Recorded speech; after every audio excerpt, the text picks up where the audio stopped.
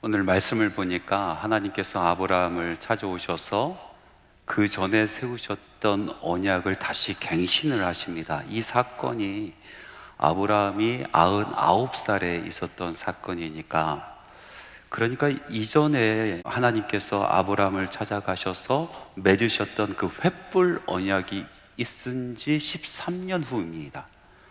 다시 말해서 13년이 지난 뒤에 하나님께서 아브라함에게 다시 나타나셔서 이 언약의 말씀을 갱신하고 계시는 겁니다.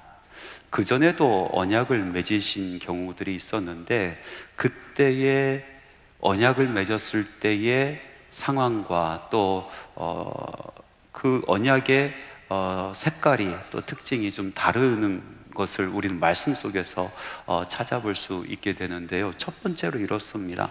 먼저 하나님께서는 아브라함과 사레를 존귀하게 그렇게 바꿔주십니다. 이름을 바꿔주시는 거죠. 아브라함의 이름을 아브라함으로, 그리고 사레의 이름을 사라로 바꿔주십니다. 아브람이라는 이름의 뜻은 큰 아버지란 뜻이잖아요. 근데 아브라함 되면은 많은 민족의 아버지라는 그런 뜻입니다. 사레라는 그 이름의 뜻은요, 존귀한 여인이란 그런 뜻을 가지고 있어요. 다시 말해서 공주를 부를 때 사레라고 불렀죠. 그런데 이 사레를 사라로 바꿔주십니다. 많은 왕들의 어머니라는 뜻이죠. 달리 말하면 열국의 어머니, 이런 뜻으로 이름을 바꿔주시는 거예요. 아브라함과 사라를 존귀히 여기시고 하나님께서 더 큰 뜻을 그들에게 품게 만들어 주시는 겁니다. 여기서 멈추는 것이 아니라 하나님께서는 이렇게 존귀하게 된 아브라함과 사라에게 그의 합당한 삶을 요구하십니다. 오늘 읽은 말씀 창세기 17장 1절 말씀에 보니까 너는 내 앞에서 행하여 완전하라 라고 말씀하고 있어요. 영어 성경 English Standard Version 보니까요, walk before me and be blameless. 내 앞에 걸어가면서 흠이 없어라 라고 말씀하고 계시는 거예요. 하나님 앞에서 완전하라, 하나님 앞에서 흠이 없어라 라고 말씀하시는 이 말씀은요, 열국의 아버지, 열국의 어머니가 되는 조건으로 해주신 말씀이 아니고, 이제 더 큰 꿈을 꾸고 더 존귀하게 된 이 아브라함과 사라에게 앞으로 어떻게 살아야 될지 삶의 목표를 새롭게 정해주신 것이다 라고 말씀드릴 수 있겠습니다. 이 존귀하게 된 사람들, 정말로 완전하고 흠이 없게 되는 사람, 이 사람들에게 아브라함아, 너는 이제 복받은 사람으로서 너 인생만 복받은 인생으로 살아갈 것이 아니라 열국을 품는 사람이 될 거야. 많은 믿는 사람들이 내 허리에서부터 나오게 될 건데 너는 이제부터 거기에 걸맞는 인생을 살아야 돼 하시면서 목표를 정해주신 것이죠. 또 하나 특별한 특징은 뭐냐면은 이렇게 언약을 새롭게 갱신하면서 표징을 요구하시는 겁니다. 한 번도 하나님께서는 표징을 요구해 보신 적이 없어요. 그런데 오늘 말씀에 처음으로 언약의 표징을 요구하십니다. 그것이 바로 할례라는 것입니다. 여러분, 할례가 무엇입니까? 당시 고대 근동에 있었던 풍습 중에 하나 아니겠어요? 일종의 성인식을 가지면서 이제 더 이상 어린아이로 살지 않고 사회 한 구성원으로서 성인이 되어서 그 성인의 증표로 자기 몸에 새기는 것이 바로 할례라는 것입니다. 하나님께서 아브라함에게 이 할례를 요구하시는 거예요. 그의 가족과 그의 자손들에게 할례를 요구하십니다. 무슨 뜻입니까? 아브라함, 너는 이제 믿음 없는 사람처럼, 아니 믿음이 작은 사람처럼 이리 헤매고 저리 헤매는 그런 인생을 살아서는 안 돼. 이제 존귀한 사람으로 하나님의 더 큰 꿈을 품는 사람으로서 거기에 걸맞는 인생을 살아가야 되는데 그것은 완전함과 그리고 흠이 없는 삶이야. 그거에 대한 표징, 내 몸에 그 삶이 있어야 돼 라고 말씀하는 거 아니겠습니까? 영적으로 봤을 때 우리 예수 믿는 사람들도 하나님의 백성이요 영적인 이스라엘입니다. 영적인 이스라엘들은 그 몸에 할례가 있어야 됩니다. 여러분 오해하지 마십시오. 하나님의 자녀가 되기 위해서 할례를 행해야 된다, 또는 하나님을 사랑하는 사람으로 우리 몸에 표징이 있어야 된다라는 말을 이야기하는 것이 아닙니다. 우리도 어느 순간 우리의 믿음이 자라나고 성숙해지는데 이 성숙한 믿음의 표징으로서 우리 몸에 그 표징이 드러나야 된다라는 말씀인 것입니다. 이 표징은요 구원의 조건이 되지 않습니다. 그러나 성숙한 성도들이 그 삶 가운데 몸에 지니고 있어야 되는, 드러내야 되는 그런 표징이다라는 말씀입니다. 자, 그렇다면은 예수 믿는 사람으로서 우리의 삶 가운데 이 믿음의 표징이 어떤 모습으로 있어야 될까요? 두 가지입니다. 하나는 마음의 할례요, 또 하나는 예수 그리스도의 흔적입니다. 먼저 마음의 할례에 대한 것부터 살펴보겠습니다. 할례라는 것은 징표입니다. 이 할례라는 것을 잘못 오해해서 이 징표를 가짐으로써 모든 것이 해결되었다, 모든 것이 완벽해졌다라고 생각하는 사람들이 있었어요. 유대인들입니다. 자기들이 몸에 징표를 가짐으로 말미암아 자기는 하나님의 백성이 되었고, 자기 마음이 어떠하든 자기의 삶이, 자기의 행동이 어떠하든 하나님의 백성으로서 끊어지지 않는다라고 생각했던 사람들이 바로 유대인들입니다. 그런데 정말 그렇습니까? 남자와 여자가 만나서 서로 사랑을 하게 되죠. 그리고 가정을 꾸리면서 결혼식을 거행합니다. 이 결혼식을 할 때에 아주 중요한 행사들이 하나 있는데, 그것은 서로의 사랑의 증표로 반지를 교환하는 시간입니다. 여러분, 이 반지를 교환하는 것은 서로 사랑하는 마음이 있다는 것을 표징하면서 서로 교환하는 것 아니겠습니까? 그 교환했었던 반지를 잃어버렸다고 마음에 있는 사랑이 없어지는 게 아닙니다. 여러분, 마음에 사랑이 없었는데 반지를 교환했다고 그 반지에게 이상한 힘이 나와서 둘이 사랑하게 되는 것도 아니지 않습니까? 할례가 마찬가지입니다. 할례는요, 하나님에 대한 믿음, 그 신뢰, 그 사랑의 표징으로 우리 몸에 있는 것입니다.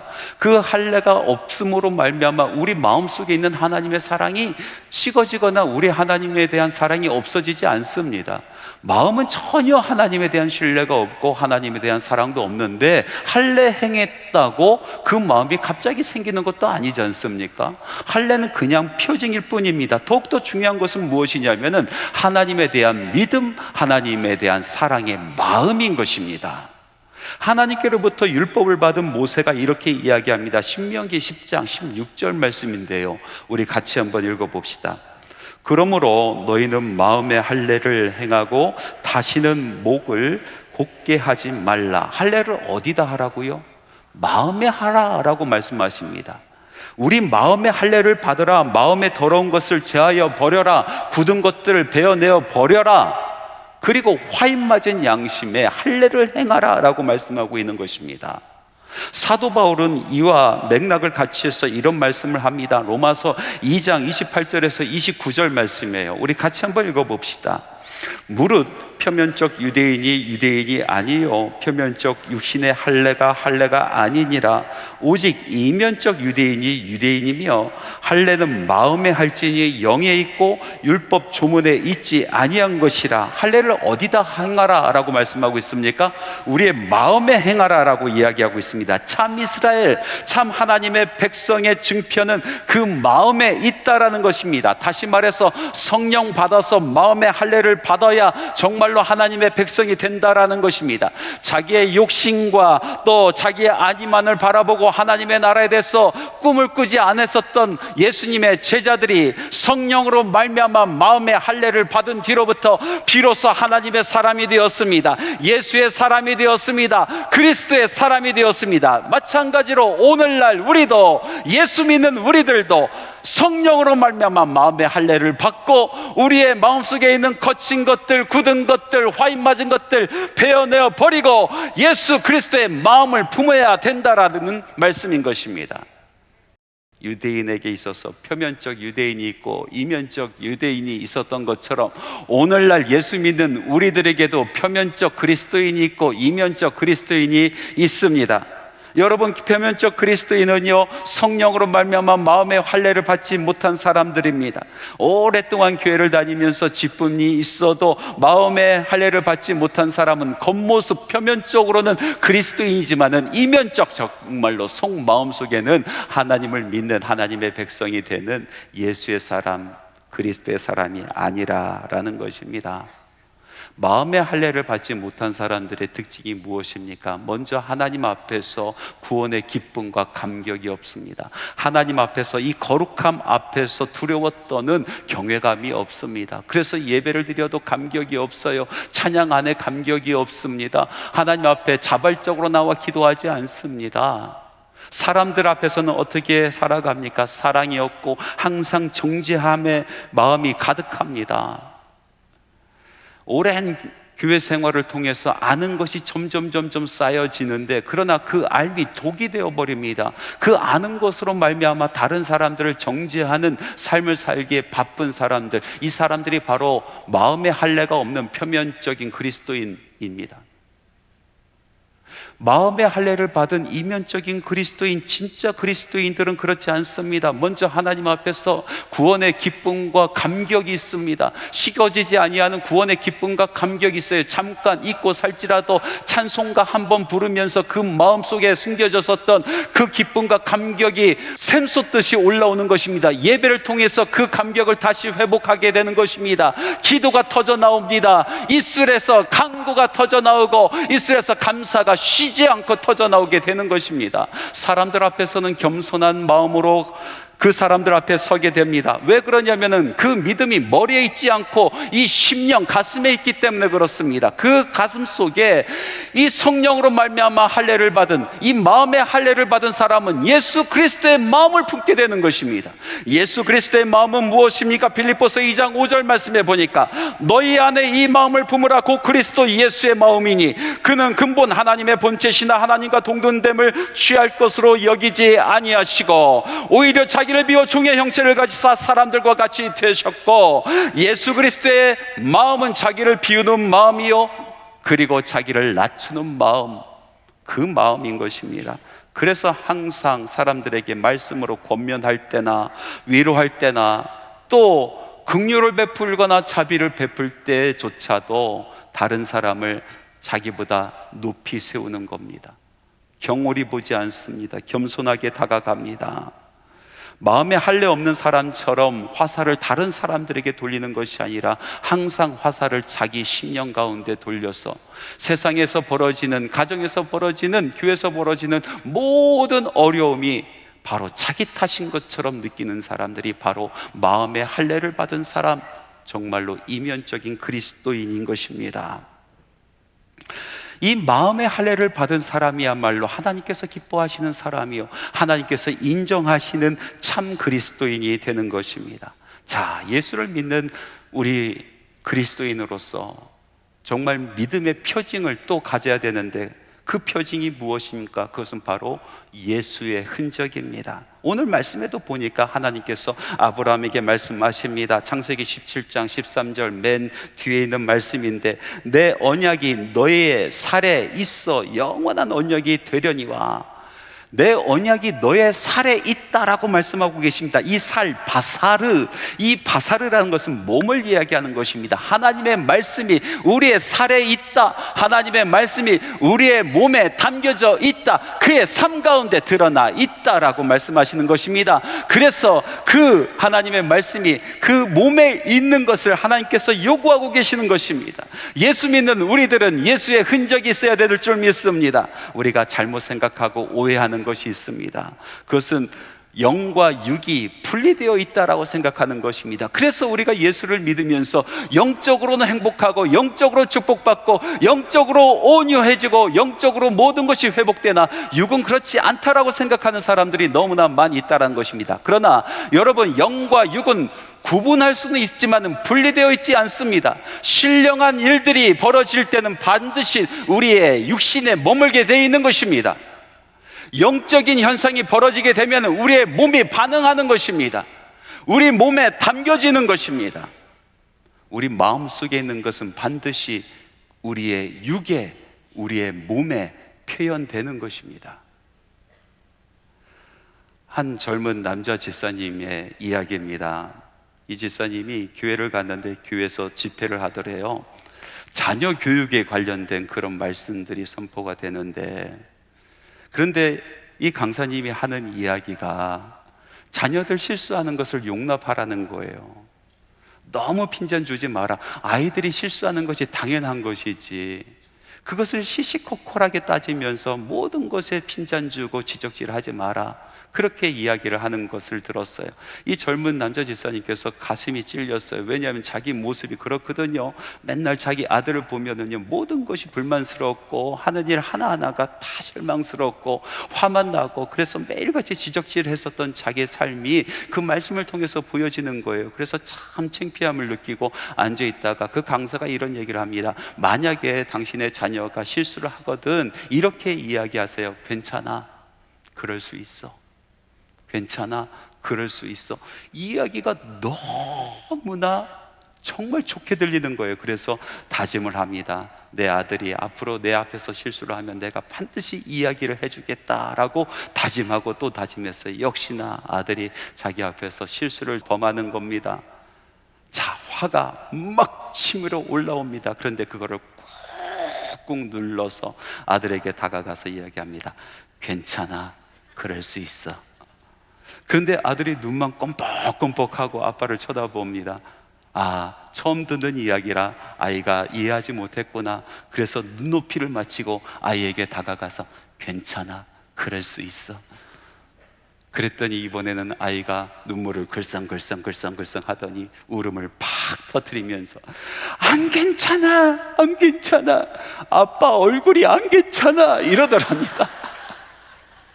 여러분, 마음은 안 괜찮거든요. 화가 여기까지 치밀어 오르고 있거든요. 여러분, 우리 마음속에 있는 것이 드러나는 거예요. 마음이 우리 몸을 통해서 다 행위로 드러나는 것입니다. 하나님의 말씀 중에 마태복음 25장에 보면은 예수님께서 양과 염소의 비유를 말씀해 주시지 않습니까? 이 마지막 때의 심판주로 오시는 우리 주님께서 모든 민족을 모으시고 심판을 하시는데, 양의 무리는 오른쪽에 두시고 염소의 무리는 왼쪽에 두십니다. 그리고 양의 무리를 축복하시고 그들을 칭찬하시면서 영원한 생명을 주십니다. 그리고 이 염소의 무리를 핀잔하시고 저주하시면서 영원한 형벌에 취하게 만들지 않습니까? 그런데요, 이 말씀을 하시면서 참 희한한 구절이 있습니다. 이 심판주가 되시는 주님께서 양의 무리와 염소의 무리에게 말씀하시는 말씀이 동일하다라는 것입니다. 내가 줄일 때 너희가 먹을 것을 주었고, 목마를 때에 마시게 하였고, 나그네 되었을 때 영접하였고, 헐벗었을 때에 옷을 입혔고, 병들었을 때 돌아보았고, 옥에 갇혔을 때 와서 보았느니라. 이 말씀을 동일하게 해주시는 겁니다. 양의 무리에게도 그 말씀을 하시고 염소의 무리에게는 그런 것들을 하지 않았다라고 말씀하십니다. 그런데요, 이 양의 무리와 염소의 무리가 동일하게 자기가 무슨 일을 했는지 알지 못하는 겁니다. 자기가 그렇게 살아왔는지 알지 못했다라는 것입니다. 일부러 그렇게 하지 않았다라는 이야기 아니겠습니까? 그 마음에 품고 있었던 대로 살아갔다는 것입니다. 마음에 품고 있었던 것이 자연스럽게 자기의 삶으로, 행동으로 드러났다라는 이야기예요. 여러분, 우리 마음속에 있는 것이 드러나게 되어 있습니다. 마음은 행동으로 드러납니다. 더 신비로운 것이 있어요. 그 행동들이 우리 몸의 표식으로 남는 거예요. 우리 마음에 드러나는 그 행동이 우리의 몸에 담겨지는 거예요. 부족한 종의 졸저 길을 묻다 길을 가다 중에 사랑의 흉터라는 글이 있습니다. 여러분들에게 잠깐 읽어드리겠습니다. 아빠, 팔뚝에 있는 상처 뭐야? 딸아이가 제 팔뚝에 있는 오래된 흉터를 보고 물었습니다. 응, 다쳤어. 어떻게? 뭐 하다가? 이번에는 흉터를 이리저리 쳐다보다가 안쓰럽다는 듯 물었습니다. 우리 소리 어렸을 때 우유값 벌려고 일 나갔다가 다쳤어.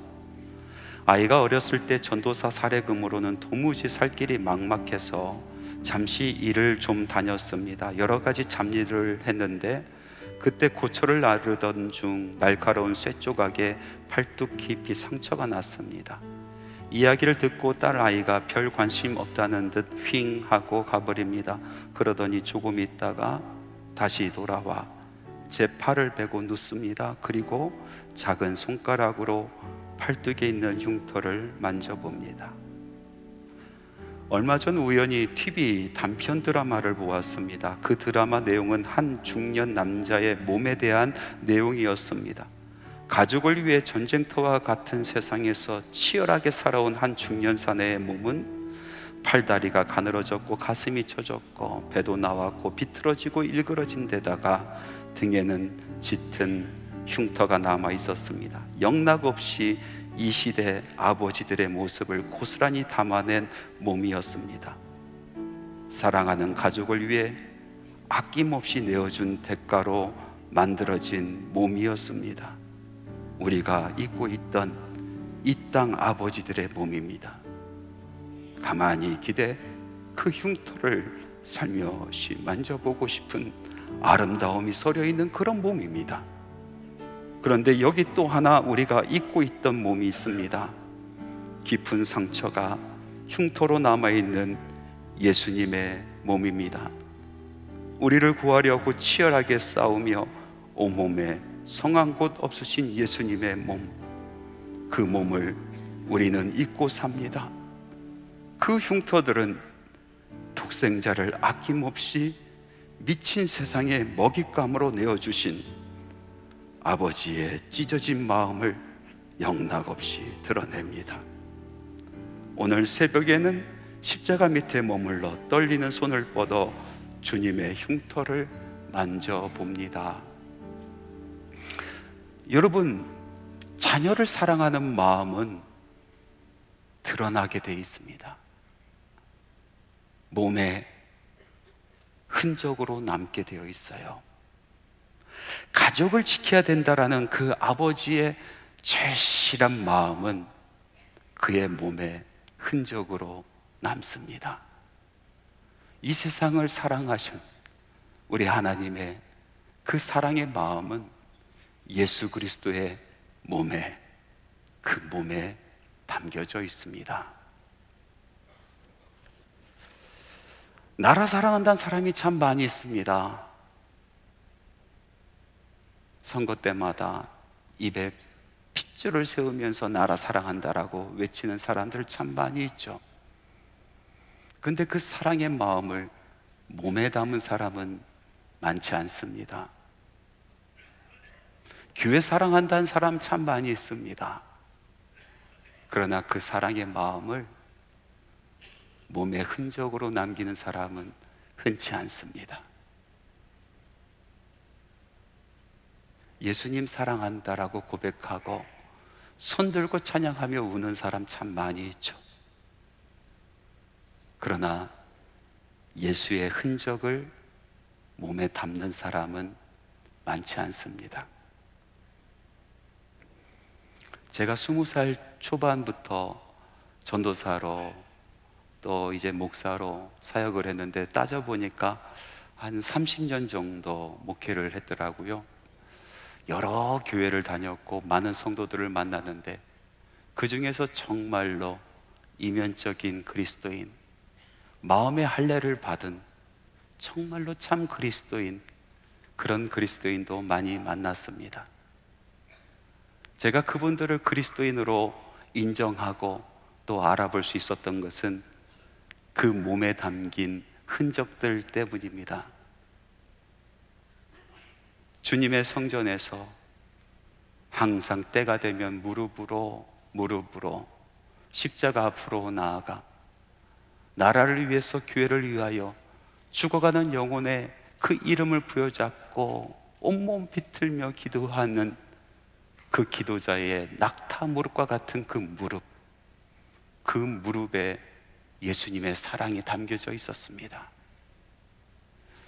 한 권사님께서 얼마 전 저에게 찾아와서 목사님, 기도해 주세요. 제 무릎이 이제 다 닳았대요. 이제 연골이 없답니다. 수술 받아야 되는데 목사님 기도해 주세요. 저는 너무나 잘 알고 있습니다. 그 권사님이 주님의 몸된 교회를 위해서 얼마나 뛰어다녔는지, 목자로서 우리 주님께서 내가 나를 사랑하느냐 물어보시는 그 물어보심에 내가 주님 정말 사랑하는 줄 주님 아십니다 고백하고, 맡기신 그 양들을 위해서 얼마나 뛰어다니셨는지 내가 너무나 잘 알고 있거든요. 닳고 다른 무릎에 주님 사랑의 마음을 담았습니다. 우리 목회 선배들을 보면은 복음을 전하기 위해서 말씀을 읽고 연구하면서 이제 세월이 지나 어깨가 구부러지고 그 목소리가 변해 있는 것을 볼 때마다, 아, 복음의 열정을 그곳에 담았구나. 하나님의 사람으로 세상에 살아가면서 정말로 하나님 앞에서 부끄러움 없이 살려고 거짓하지 않고 속이지 않고 몸부림치면서 말씀을 살아갔었던 그 사람들, 그 성도들의 초라한 인생, 초라한 집에 그의 믿음을 담은 것을 우리는 볼 수가 있습니다. 사도 바울이 이야기합니다. 이후로 누구든지 나를 괴롭게 하지 말라. 내가 내 몸에 예수의 흔적을 지니고 있노라. 내가 내 몸에 예수의 흔적, 그 거룩한 영적인 흔적이 내 몸에 담겨져 있다라고 고백하고 있습니다. 그 흔적이 무엇입니까? 고난의 흔적이요, 핍박의 흔적이요, 복음에 대한 열정의 흔적이요, 죽어가는 영혼 부여잡은 안타까운 마음의 흔적입니다. 그 예수의 흔적이 그의 몸에 담겨져 있었습니다. 말씀을 맺겠습니다. 오늘 말씀에 보니까 하나님께서 아브라함을 다시 한번 찾아가서 언약을 새롭게 하십니다. 이번에 언약을 맺으시면서 하나님께서는 다른 모습을 보이십니다. 그들을 존귀하게 여기시고 더 큰 꿈을 꾸게 하십니다. 그리고 완전하라, 그 인생을 위해서 흠없이 살아라 말씀하시고 증표를 요구하십니다. 그 흠없는 인생, 그 성숙한 믿음의 인생이 그 몸에 담겨져 있어야 된다라고 말씀하시는 겁니다. 이 말씀이 예수 믿는 오늘날 우리에게 하신 말씀이 아닙니까? 하나님께서 우리를 부르시고 우리를 존귀히 여기시고 하나님의 원대한 꿈을 꾸게 하십니다. 높이십니다. 그리고 완전하라, 흠없이 살아가라. 그리고 너의 몸에 그 말씀의 흔적이, 그렇게 살아가려고 애를 썼었던 그 믿음의, 그 사랑의 흔적이 있어야 된다라고 말씀하십니다. 사랑하는 성도 여러분, 여러분들의 몸속에는 어떤 흔적이 있습니까?